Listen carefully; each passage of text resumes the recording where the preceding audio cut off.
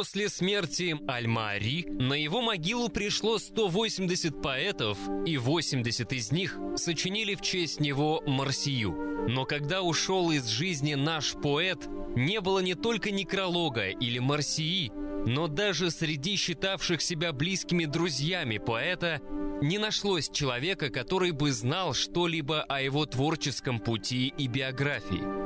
Прослышав о его смерти, удовлетворились только тем, что один раз молитвенно провели ладонями по лицу.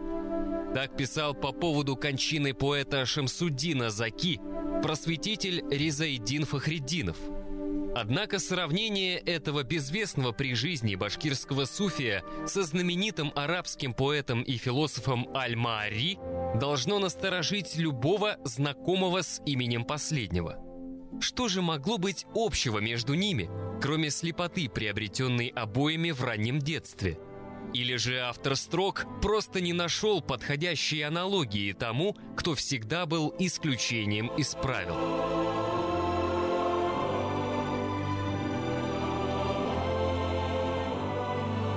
Искандер Расулевич Саидбаталов, кандидат филологических наук, исследователь литературного наследия башкирского народа.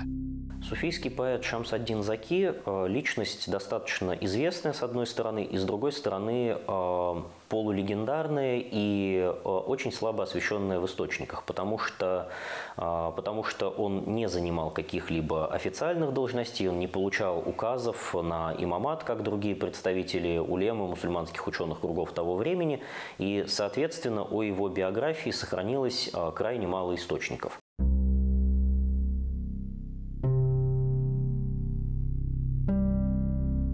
Шамсуддин Заки родился в башкирском ауле Зяк Оренбургского уезда Оренбургской губернии, получившем свое название от одноименной речушки Зяк или Изяк. Отсюда второй элемент его имени – Заки, который многие принимают за фамильное имя или псевдоним, переводящийся с арабского как «умный», «проницательный», «Заки» или как «чистый», «невинный», «Заки». На самом деле это просто нисба, то есть указатель на место происхождения. Нисба Шамс-ад-Дина Заки происходит не от арабского слова «закиюн», разумный, что может показаться, он писал ее через алиф, за алиф, кяф, я, то есть это нисба, указывающая на географию его происхождения, на то, что он происходит из села Зяк. Одним словом, Шамсуддин Заки значит Шамсуддин Зякский. В биографическом очерке, который написал имам села Зяк Зинатулла Мухаммад ар-Рахими, он именуется хафиз, ученый, мударис, поэт, суфий, шейх Шамсуддин бен Яр Ахмад. То есть отца поэта звали Яр Ахмад. Хотя Фахриддин пишет, что отца Шамс-ад-Дина Заки звали Яр Ахмад, при транскрипциях и переводе на современные языки имя Яр Ахмад превратилось в имя Яр Мухаммад. И, соответственно, во многих современных энциклопедических сводах он значится как Шамсуддин Ярмухаметович, что тоже не так. Отца его звали Яр Ахмад, и это отражено как в русскоязычных архивных источниках, так и в источниках на тюрки.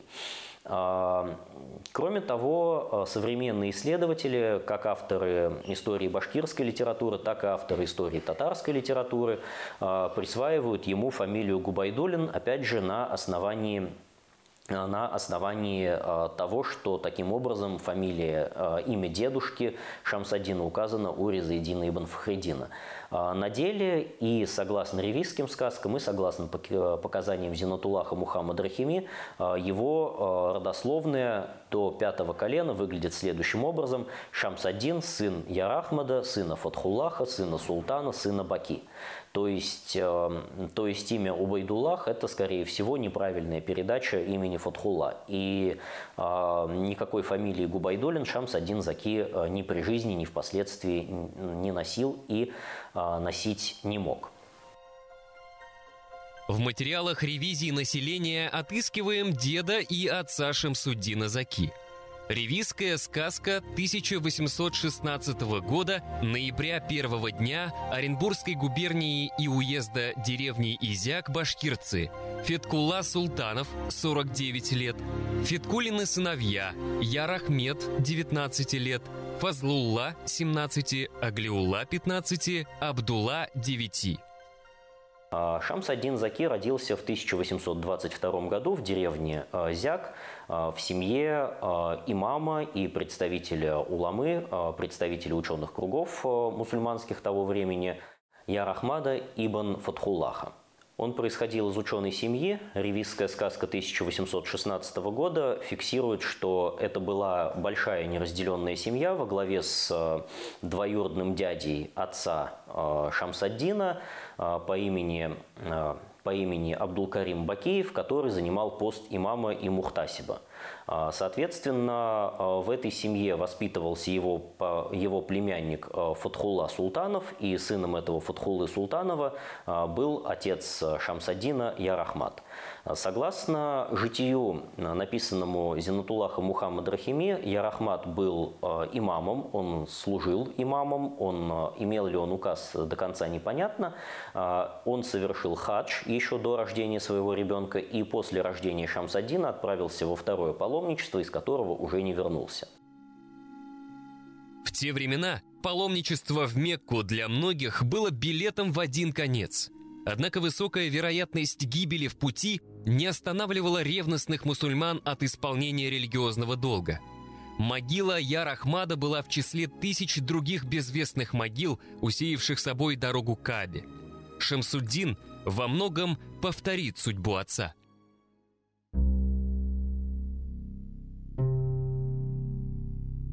Небольшой хутор Зяк, насчитывавший несколько семей башкир рода Бурзян, к 30-м годам XIX века разросся в результате слияния с соседней деревней Ишметово. Возникшее по соседству переселенческое село Ишметово слилось с селом Зяк, хотя ранее они учитывались ревизским учетом не только как разные населенные пункты, но даже в составе разных уездов. То есть Зяк относился к Оренбургскому уезду, Ишметово относилось к Стерлитамакскому.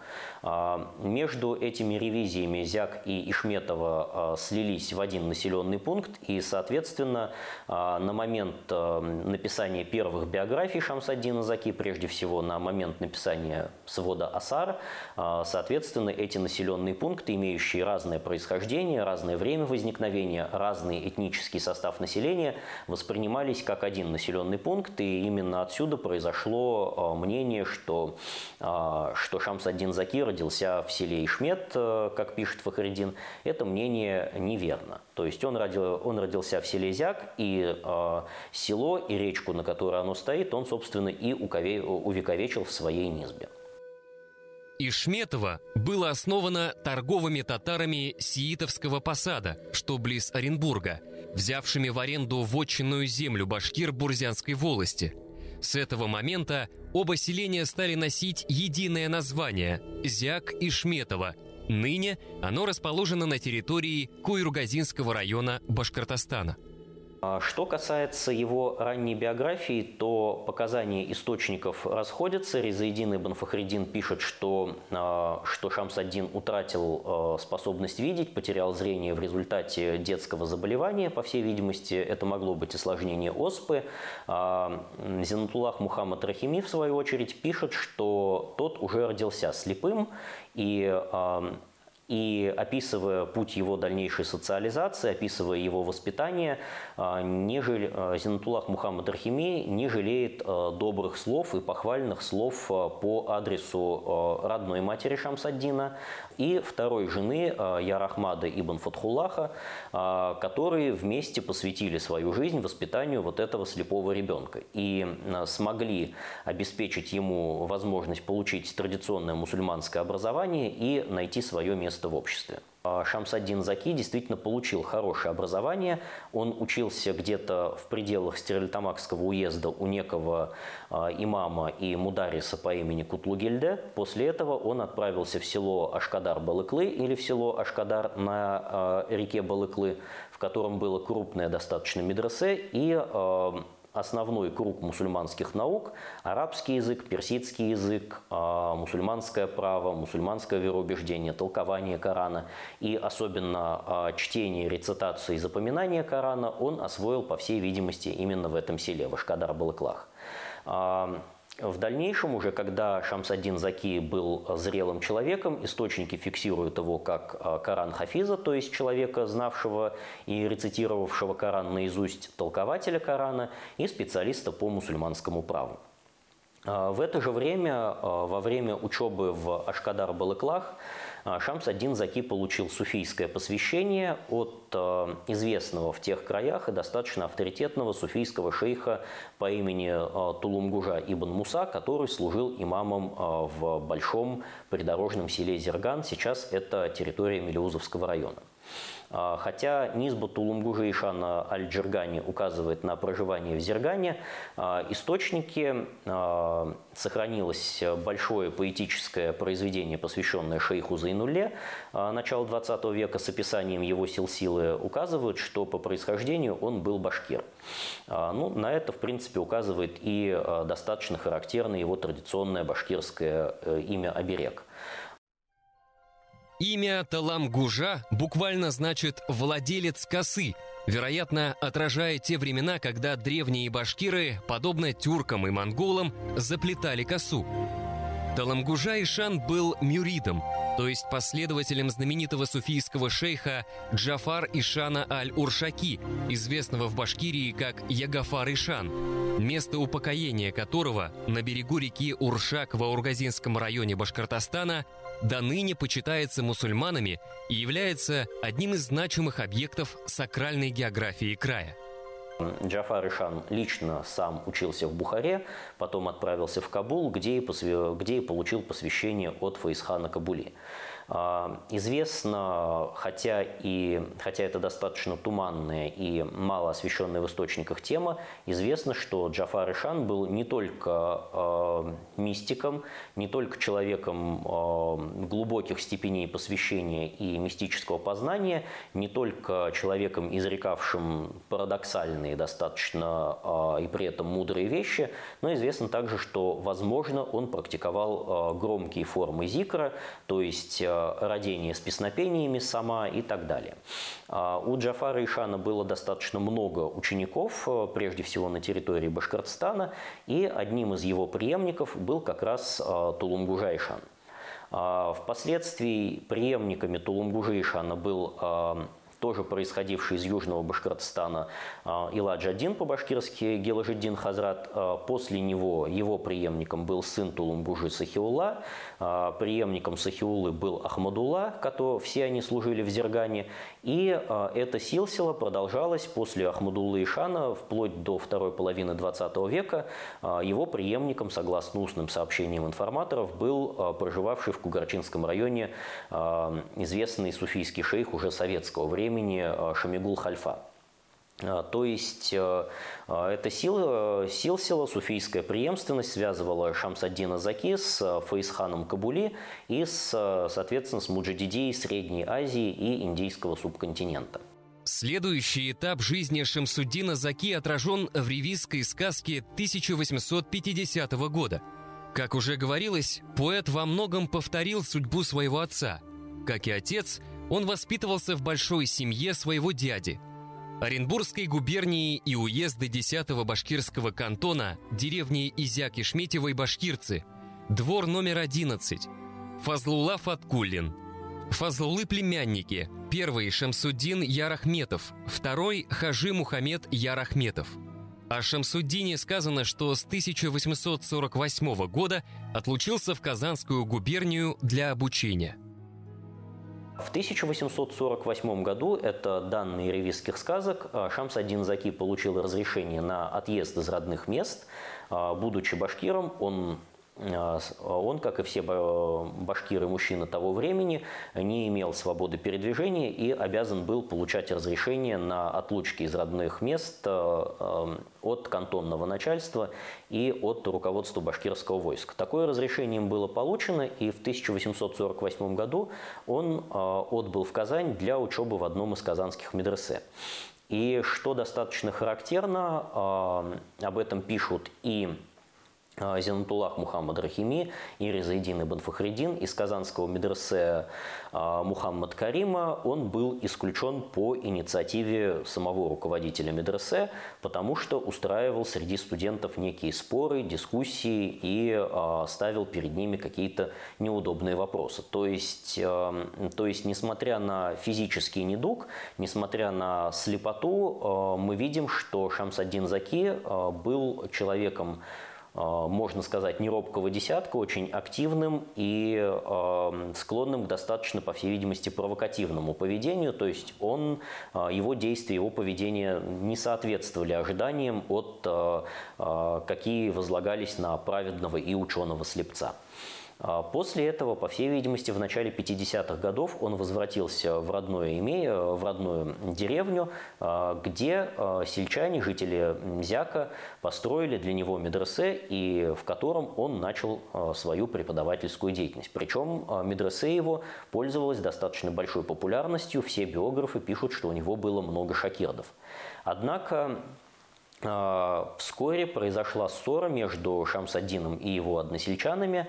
Зинатуллах Мухаммад Рахими объясняет ее бытовыми причинами, что односельчане построили здание медресе, но не отвели руководителю отдельной комнаты и даже не отвели ему отдельного дома, как он того хотел, а, руководствуясь мыслью, что слепцу, наверное, много не надо, сделали ему просто маленькую каморку в том же помещении, в каком жили студенты. Шамс ад-Дин, считавший себя и достаточно, вполне обоснованно считавший себя достойным большего уважения, отнесся к этому как к оскорблению и, договорившись с руководством медресе в селе Стерлибаш, с Харисом ибн Нематуллахом ибн Бектимером Тукаевым, вместе со своими учениками присоединился к Стерлибашевскому медресе. И начиная с 50-х годов до конца жизни он проживал и преподавал в Стерлибаше в медресе Хариса ибн Нематуллаха. Башкирский поэт, суфийский шейх и просветитель Мухаммад Али Чукури, который, по легенде, был сокурсником Шамсуддина Заки, оставил о последнем некоторые сведения биографического характера. Как хафиз и специалист по рецитации Корана, тот пользовался большим уважением в Стерлибашевском медресе, в тот период времени одном из авторитетнейших мусульманских учебных заведений Российской империи. В месяце Рамазан именно Шамсуддину Заки отводилась роль имама во время ночной молитвы таравих. К этому же времени относится, по всей видимости, женитьба Шамс ад-Дина Заки. Он был женат дважды. Первая из его жен умерла еще при жизни мужа, вторая его пережила. Живя в Стерлибаше, Шамс ад-Дин Заки с помощью поэтического послания сделал предложение о сватовстве к знаменитому поэту, суфийскому шейху, проживавшему в селе Каргалы, Хибатуллаху ибн Саид-Батталу, известному ныне как Хибатулла Салихов. И впечатленный стихами Шамс ад-Дина Заки, впечатленный его ученостью, Хибатуллах был склонен ответить на это предложение положительно, однако дочь Хибатуллаха отказалась выходить за слепца, и, соответственно, и вот эта реакция, вот этот отказ повлек за собой еще один этап, еще один шаг поэтической переписки между Шамс ад-Дином Заки и Хибатуллахом Салиховым. То есть ученость Шамс ад-Дина, его поэтические таланты и его авторитет в мусульманских ученых кругах возникла уже в то время, еще при жизни Шамс ад-Дина, еще в конце 40-х, 50-е годы XIX века. Зинатуллах Мухаммад Рахими пишет также, что Шамс ад-Дин Заки, хотя не имел формального статуса имама, он не сдавал соответствующий экзамен, не получал, соответственно, разрешение на имамат от Оренбургского Магометанского духовного собрания, неформально привлекался указанными имамами к разбору сложных шариатских дел, дел о наследовании, дел бракоразводных процессов. Зинатуллах Мухаммад Рахими пишет, что Шамс ад-Дином Заки было составлено 4 книги. Это книги стихов, Это работа по мусульманскому вероучению, по матуридитскому мазхабу, по акиде. Это толкование к 1/7, по всей видимости, части Корана, хафтияк, и некая работа по мусульманскому праву. Наконец, в 1865 году Шамс-ад-Дин Заки собрал достаточно средств, получил разрешение и получил возможность совершить паломничество в Мекку. И по пути в Мекку он остановился в городе Таганроге, где заболел. Чем именно заболел, ни один из биографов не указывает. И долгое время оставался на попечении одного из местных мусульманских купцов, однако вылечиться и выздороветь так и не смог, и ушел из жизни осенью 1865 года. Зинатуллах Мухаммад Рахими пишет, что купец, у которого остановился Шамс-ад-Дин Заки, в последние дни своей жизни похоронил его с честью и на свои собственные средства установил на его могиле каменный памятник. Таким образом, Шамс-ад-Дин Заки повторил судьбу своего отца, также умершего в ходе паломничества в Святую Землю. Башкирский богослов, шейх братства Никшбандия Халидия Зайнулла Расулев в 1870 году, то есть через 5 лет после смерти поэта, по пути в Мекку совершил зиарат к могиле своего выдающегося земляка.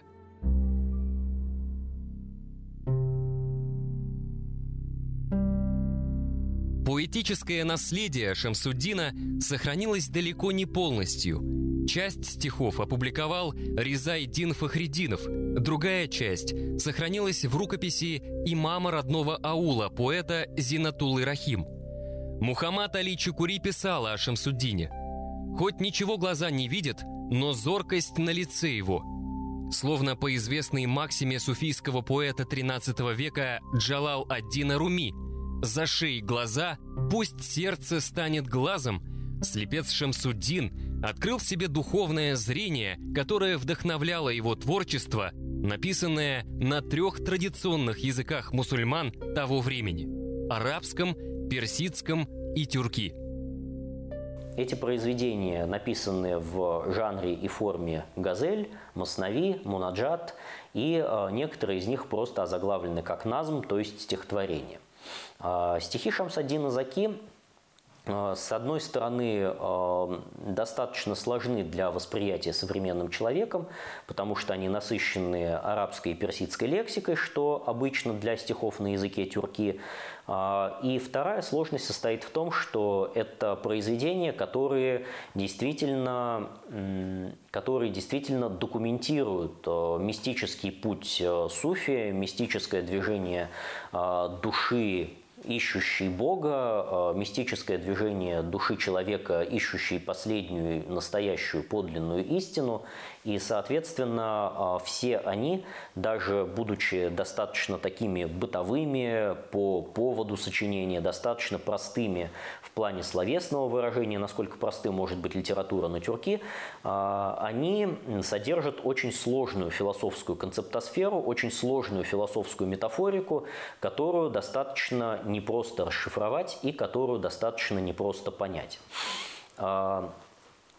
Собственно, его стихи действительно документируют движение человека по пути мистика, то есть из некоторых заглавий это прямо явствует. Скажем, среди его произведений на тюрки есть небольшое стихотворение, озаглавленное «Назм дарборе шекастане навс», то есть стихи о разрушении, о сломе навса, то есть животной души. Там есть стихи, описывающие состояние мистической любви, мистического экстаза, мистической устремленности.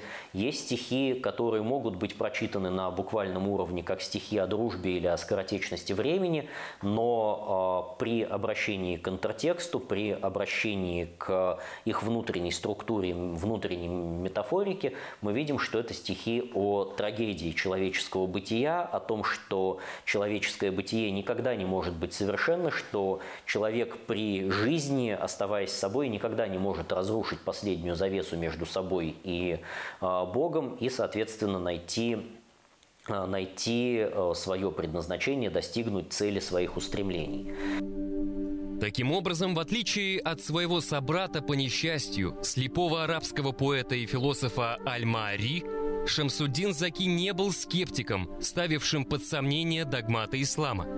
Напротив, он был ревностным мусульманином и вдохновенным суфием, все помыслы которого были устремлены к Богу. И вместо красок бытия и радости земного мира лишь боль испытываю я, лишь грусть заблудшего факира. Коль к жизни своего раба вернешь, зарок тебе даю. Не возмутит моя мольба власть необъятную твою. Я голову перед тобой кладу и горько слезы лью. Живу я верою одной на снисходительность твою. Поэтическое наследие Шамсуддина Заки слабо изучено, мало кем понято и, следовательно, не оценено по достоинству. Тем не менее, он оставил многочисленных учеников из числа своих соплеменников. Реза ад-Дин Фахриддинов писал: его ученики Захир ад-Дин бин Мухаммед Али бин Баим аль-Бурджани, Мухаммед бин Дин Мухаммед аль-Баими, Мухаммед Азиз бин Мухаммед Али аль-Баими, Абдулла бин Саид бин Нурмухаммед аль-Бурджани, поэт Акмулла и другие. Особенно известны последние двое. Шейх Абдулла бин Саид аль-Бурджани – знаковая фигура религиозной жизни Башкортостана начала XX века. И широко известный Мифтах ад-Дин Акмулла, стяжавший славу на поприще поэзии.